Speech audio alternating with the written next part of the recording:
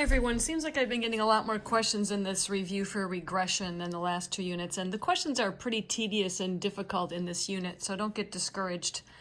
Unit 3 is a lot quicker, as are the next ones coming up in the next couple weeks. But just as a quick refresher on just the calculator stuff and how to get the line of best fit, etc.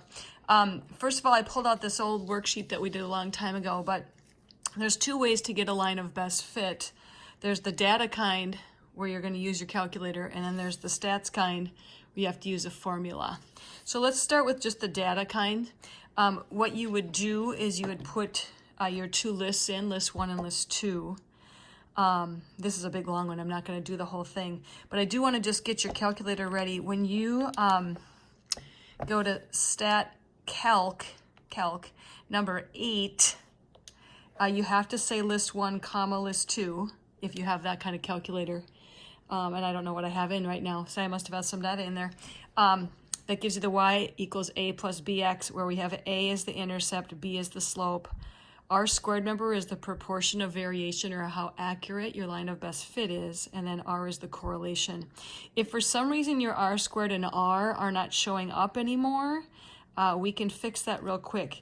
What you're going to want to do is go to second 0 to the catalog, and then scroll down until you get to the D's, diagnostic on, and then just hit enter twice, and then your R and R squared should show up in there. The calculator, remember, gives us A plus BX, and that's what we kind of did in our class when we did those problems.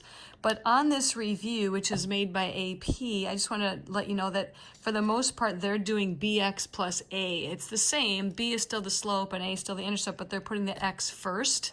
So when you're typing in your equations, you're going to probably want to do that. So just to remind you of the line of best fit, the parts, Y hat equals, we'll go BX plus A because that's what they do on the problems. Remember, this is the slope. This is the y-intercept. And then remember that little hat stands for predicted. That's our predicted value on that. So calculator stat calc number 8 is what we're going to be using, and you have to say list 1 and list 2. That gets you A and B, gets you R and R squared. Remember, R is the correlation, how close are those dots stuck together, and R squared is really what we call the percent accuracy. But in your problems, it'll probably say the proportion of variation, or it might say the coefficient of determination even. So that's when we have data and we have two lists. We put that in our calculators to get our lines of best fit. If we get stats instead, then we've got to use the formulas, okay? Let me write those formulas down again for you, and then I'll come back to this problem. The formulas to find things, first of all, the slope, B, is R times the standard deviation of the second set of data divided by the standard deviation of the first set of data, and that's times. That gets you the slope. The intercept is going to be y bar, the average of the y values, minus b, the slope you've just found, times x bar.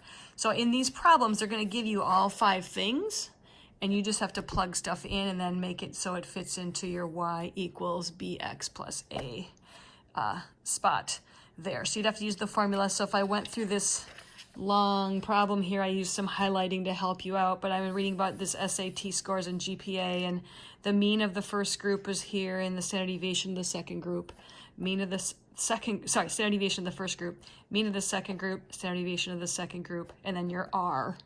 So then from there, I'm plugging in things to get the slope, and then the intercept, and I'm going to make my equation. The other thing that you probably don't remember much from the last, that regression unit, is what we call the residual. Okay, the residual is just how far you are off of predicted. So the residual equals y minus y hat. It's the actual y minus the predicted y.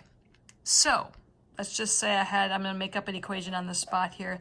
Let's say that this was my equation, my line of best fit. I'll make it easy.